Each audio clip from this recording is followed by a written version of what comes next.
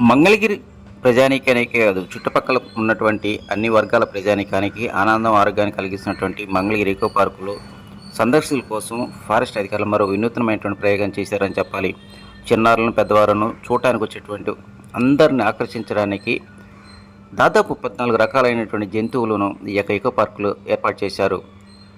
అన్నిటికంటే పెద్దగా కనిపించేటువంటి ఏనుగును ప్రత్యేక ఆకర్షణగా నిలిచింది. వాటితో పాటు మరో 14 జంతువుల యొక్క రూపాలను తయారు చేసి ఈ యొక్క ఎకో పార్కులు ఏర్పాటు చేయడం జరుగుతుందని మంగళగిరి ఎయిమ్స్ అధికారులు ఈ రోజు ఉదయంలో ప్రకృతిగా నిర్మించినటువంటి ఎకో పార్క్ అనేటువంటిది రోజు రోజుకు దినదినాభివృద్ధి చెందుతూ ఉంది. ఒకప్పుడు మంగళగిరికి పరిమితమైనటువంటి ఈ యొక్క పార్క్ అనేటువంటిది ఫారెస్ట్ అధికారులు పుణ్యమా అంటూ వాకింగ్ ట్రాక్, అదేవిధంగా ట్రెక్కింగ్ పార్క్ పుణ్యమా అంటూ రోజు రోజుకు సందర్శకుల సంఖ్య బాగా పెరుగుతూ ఉంది.